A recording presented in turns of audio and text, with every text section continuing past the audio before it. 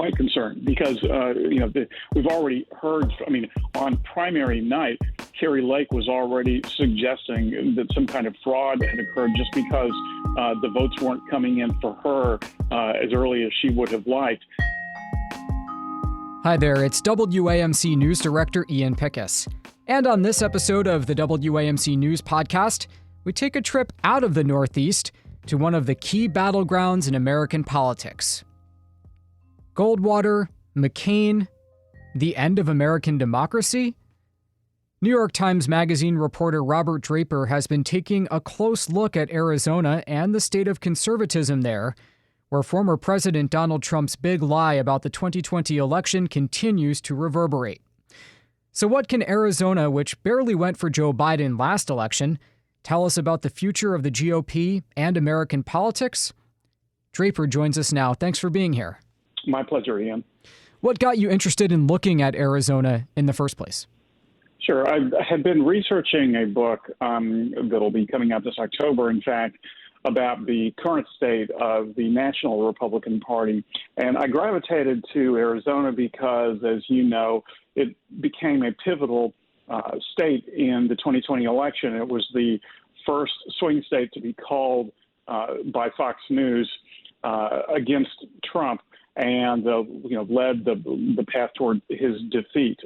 You'll recall as well that Trump insisted that the election was stolen from him, that the results in Arizona were bogus, and a Greek chorus in Arizona went along with that. The first Stop the Steal rallies were in Arizona. This post-election audit took place there as well. And so it's kind of been ground zero for election denialism. That was my first point of interest. And the second was that I had learned while traveling to Arizona how the grassroots had essentially taken over what had been the party of John McCain. And so I wanted to investigate just who these grassroots activists were and what their belief system was.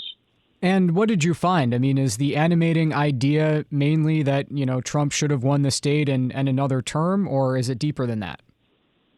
It's deeper and broader than that, Ian. It's basically that the left has stolen from Arizona conservatives and others like them their whole way of life, the America that they know. And so, yes, that does include, but it's hardly limited to, stealing an election. It means as well that they have stolen jobs, that they are trying to replace the electorate with illegal citizens coming in from across the southern border who will then change the electorate and with that the demographic makeup of the country.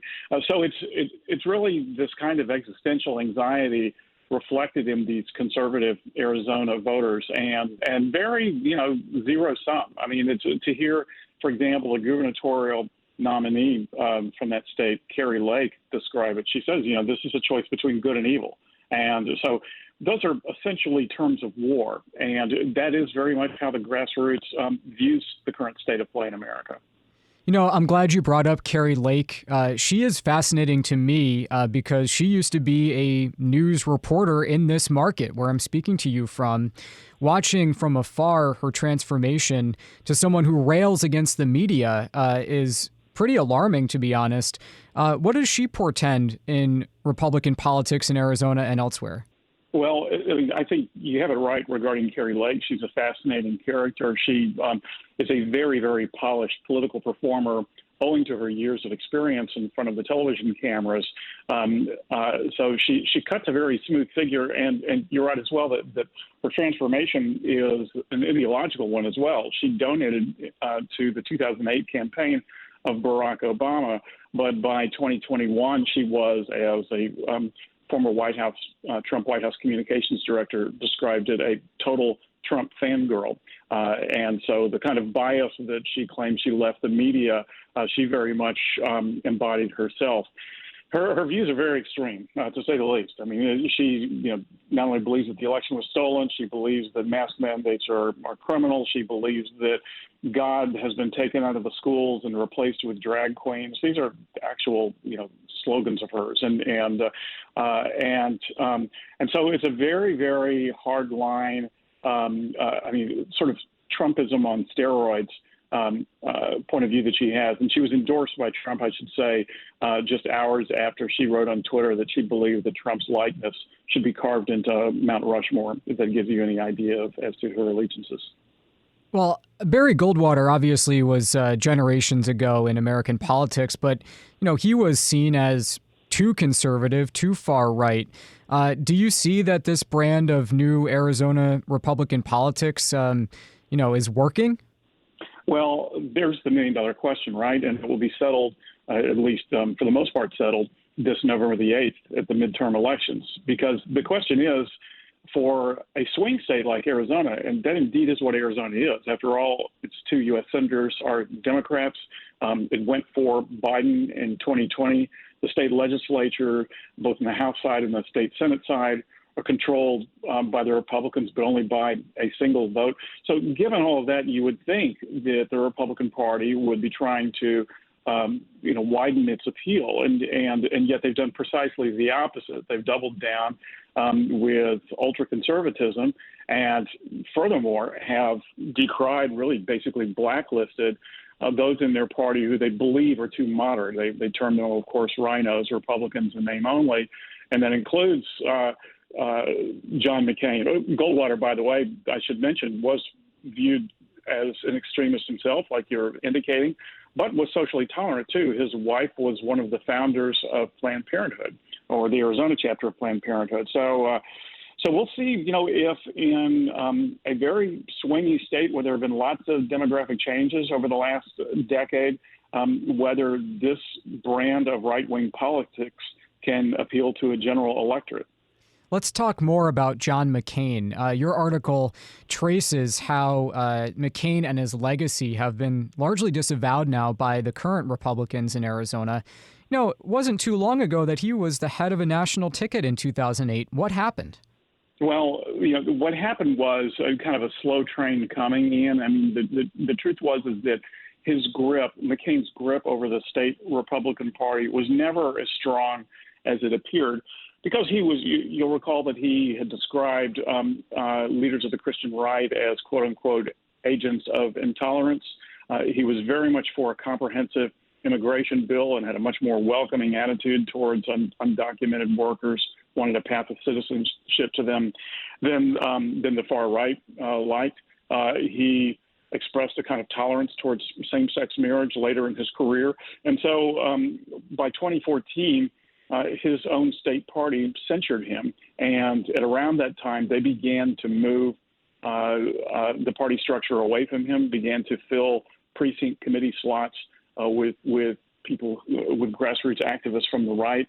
And so now here we are in 2021 when McCain's widow, Cindy McCain, was censured as well by the state party, as was today's sitting governor, Doug Ducey, a Republican, and everybody else's idea of a conservative, but for one single thing, which was that he refused to overturn the election results. And so, I mean, that is McCain. It's not like McCain's ideology changed over the years, but he was always viewed with suspicion as not, a true conservative warrior in the view of the far right.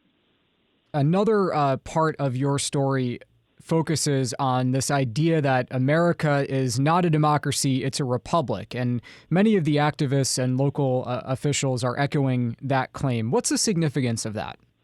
Yeah, I'm glad you brought that up, Ian, because that was the most startling thing that I encountered during my many travels to Arizona over the past year, and particularly in the weeks preceding the August 2nd primary, that I go to all of these conservative citizen groups, candidate forums, et cetera.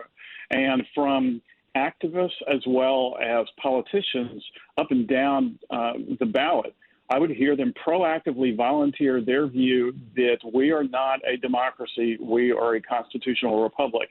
And they weren't doing this to win some scholarly point. They were doing it to cast a harsh spotlight on what they believed was an offending object. Now, it's worth remembering that the word democracy was used by President Trump at his rally on the Ellipse on the morning of January the 6th, 2021, no fewer than 4 times. He kept talking about how this was their last-ditch attempt to save democracy. So if you posit, if you conclude from that whole experience that it didn't work, then the view from these Arizona conservatives is that democracy has become a dirty word. The concept has been weaponized against "quote unquote" everyday Americans, and as some of these activists described it to me, democracy connotes mob rule. It means that if 50% plus one voter achieves a majority, then they can take your property. They can completely control the school curriculum. They can control the borders, et cetera. And so, I've been covering conservative politics for a very long time, well over 2 decades. I've never heard anything like that, and again, expressed so frequently and so proactively. So, how concerned are you about the sanctity of future elections in that state? Well, quite concerned because, we've already heard, on primary night, Carrie Lake was already suggesting that some kind of fraud had occurred just because the votes weren't coming in for her as early as she would have liked. The Secretary of State candidate, Mark Fincham, was also saying to me, everything is suspect right now. So they're setting the stage basically for a general election where if they don't prevail, they're going to say it got stolen from them. Even if they win, they'll probably say that there was fraud, but their people came out in such overwhelming numbers that they managed to sort of, compensate for that fraud. I don't know where it ends. It's not as if it's not very likely that Fincham, Lake, and others on the Trump-endorsed slate of Republican candidates in Arizona are going to, one day say, come to think of it, the 2020 election was perfectly legit. It wasn't stolen. That viewpoint is now, bred in the bones of a huge swath of the Arizona conservative electorate. They believe it even if Carrie Lake and Mark Fincham disavow it. So I don't know how there's any turning back. I really don't. It's a cause of great concern when the losers of an election can simply say it was stolen from me, and so many people will believe it. So it occurs to me to ask then about the state of the Democratic Party in Arizona. How is it engaging with the Republican dynamic you've described here and reported on? Are elections being described in sort of apocalyptic terms on both sides now? No, not exactly. Certainly we hear pretty much every election cycle from both sides that this is the most important election of your lifetime. But I have not heard Democrats speak in the stark terms that we are hearing from Arizona Republicans, that this is good versus evil, the sort of quasi-apocalyptic rhetoric that would suggest that the end of the world is near if you don't vote for the chosen party. So in a lot of ways, Democrats are representing, not just a real difference from Republicans, but a real difference from this kind of dire viewpoint. And I should say as well that there are a number of Republicans who have voiced that as well, who said the 2020 election was not stolen. The problem is they haven't fared so well electorally. There's a reason why Governor Doug Ducey decided not to run for the U.S. Senate, despite Mitch McConnell wanting him to. It's because he knew that Trump would come after him because Ducey, had declared that the 2020 election results were legitimate. There's no room in the Republican Party, at least no electoral gain for that viewpoint, unfortunately. So where do we go from here?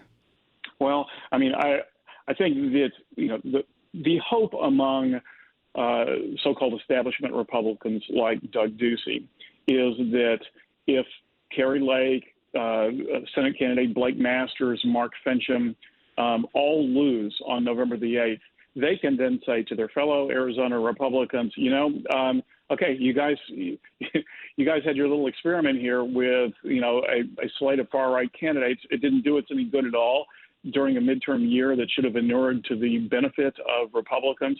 Instead, we lost all these winnable seats, and we have no one but ourselves to blame. So, grow up, guys. It's time for the adults to get back in charge. That is the hope that I've heard mainstream Arizona Republicans voice over and over. But that presupposes that Lake and the rest of them lose. And almost every one of these races is, at the top of the ballot is going to be a really close race. And the cross currents politically relating to the economy, relating to a bunch of different things are quite complicated. So we'll have to see how it turns out. But that's really that's the best case scenario for Republicans, for establishment Republicans, that they lose winnable seats. Well, you can read Robert Draper's dispatch from Arizona in the New York Times Magazine. Robert, thank you for taking the time to speak with us, and thank you for your reporting. Thanks for having me on. All right, that does it for this episode of the WAMC News Podcast. Thanks so much for listening. Until next time, I'm Ian Pickus.